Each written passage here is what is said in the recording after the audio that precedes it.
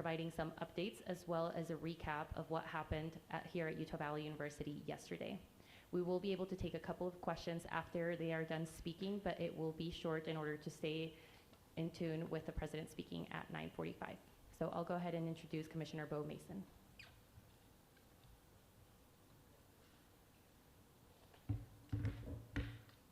Good morning. I am Bo Mason, Commissioner for the Utah Department of Public Safety. I'd be remiss if we didn't start off today and recognize the significance of the day. Historically, on 9/11, law enforcement has come together as a group to recognize and honor those that sacrificed to preserve the ideals of this country, the freedoms of this country. And instead, we find ourselves today hunting a murderer who chose to violate our rights, the rights of an individual within this country.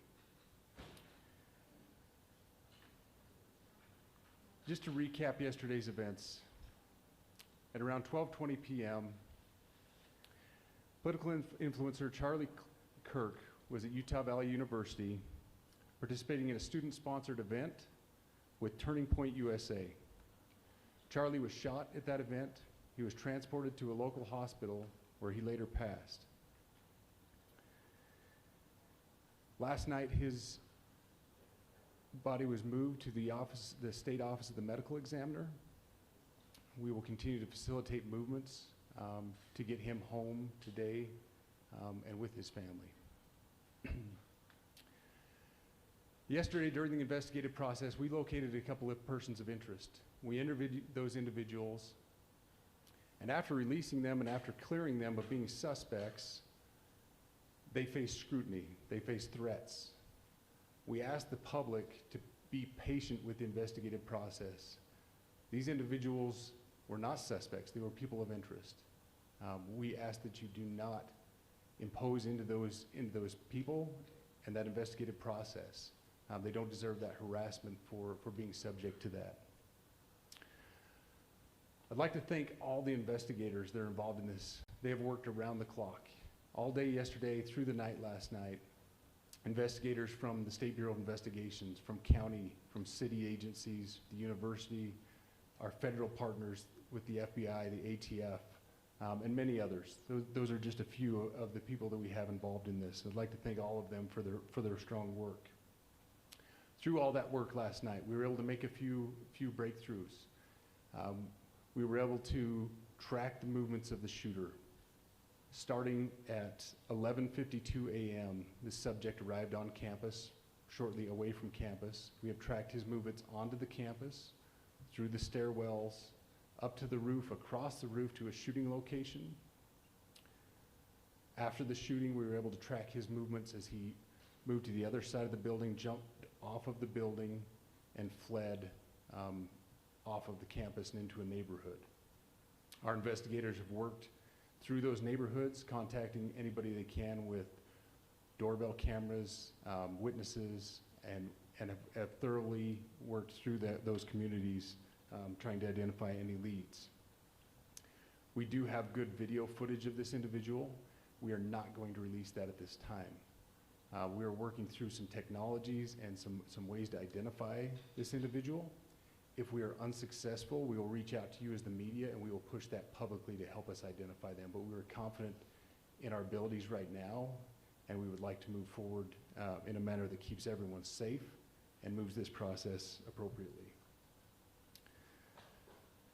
Last night I communicated with Erica.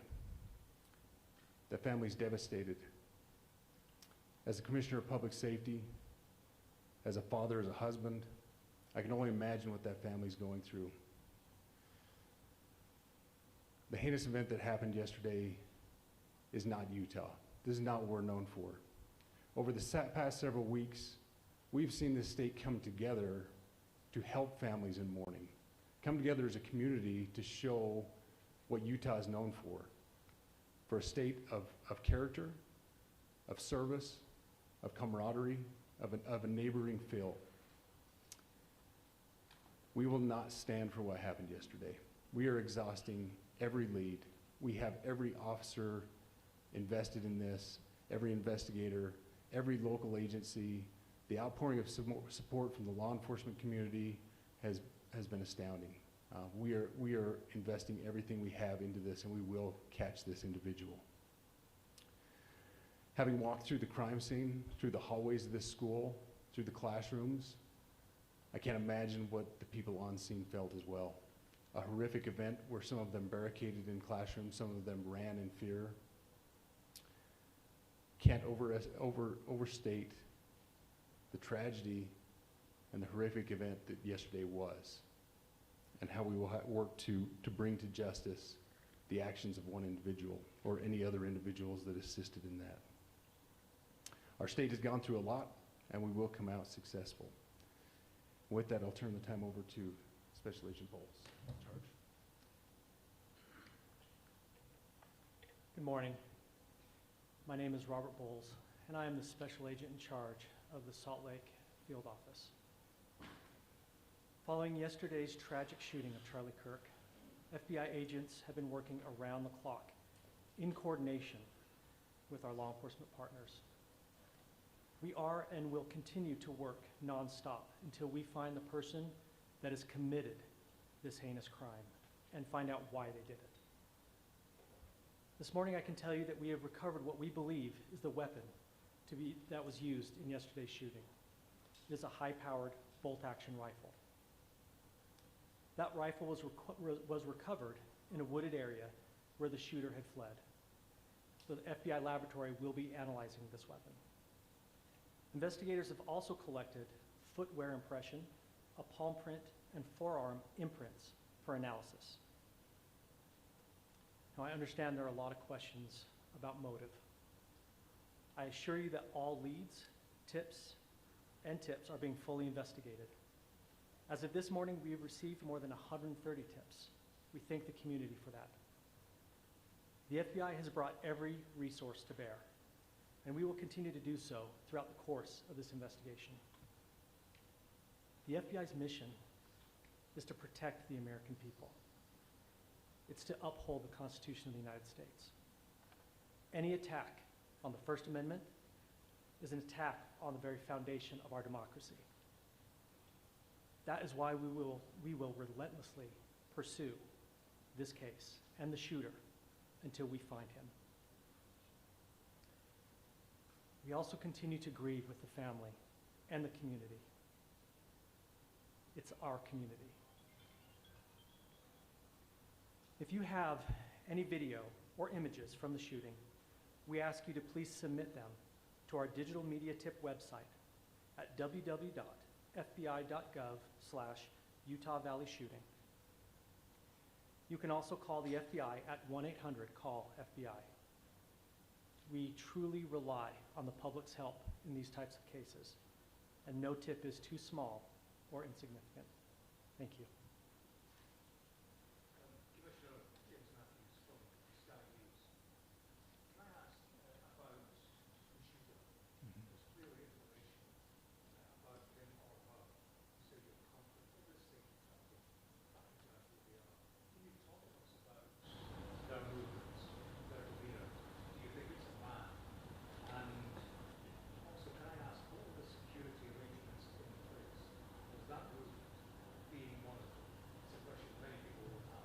Absolutely. So what I'll release about the suspect is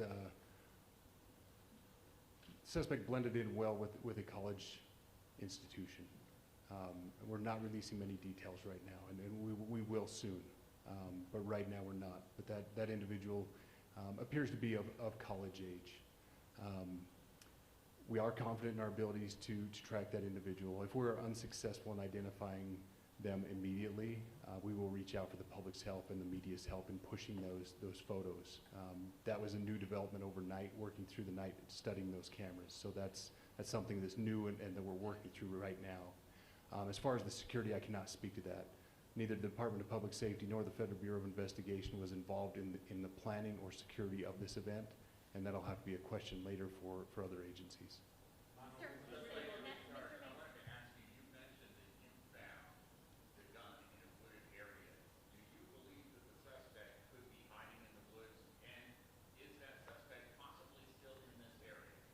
So that's a good question, and it's a question that goes to the safety of the community, right?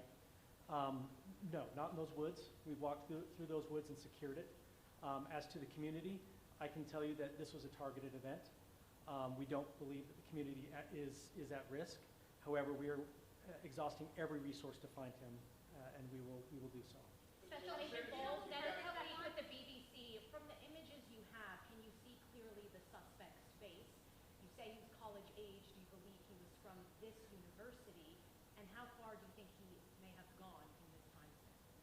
So I can't comment specifically on his face or any details such as that, as it's continuing to be a part of the investigation, and again, we'll release that shortly. However, we're doing everything we can to find him, and we're not sure how far he has gone yet, but we will But you do our have a best. clear image of his face? We have images of the suspect. Did you trace the gun's owner? Now that you've been able to recover, do you believe you know this person is the person that you're looking for at this point? Again, as part of the investigation, we're not releasing any details such as that right now. Fingerprints or DNA? We are exhausting all of our resources to be able to collect those, but that's, again, part of the investigation. Have you been able to trace back the owner of the gun? Excuse me? You said you found the weapon. Have you been able to trace back the owner of that weapon or who purchased it? We are working on that, but again, part of the investigation that I can't release. Agent Bowles, there's been a lot of turnover at the FBI. Do you think that's impacting the investigation? Not at all. We've got complete and total support from everyone, from the director on down, and it's been an incredible supportive environment so far. Are tweets like the one yesterday useful, though, where we announced the suspect was arrested? All I can say is that we're working the investigation the best we have with the environment we're given. So, Those thank are all you. the questions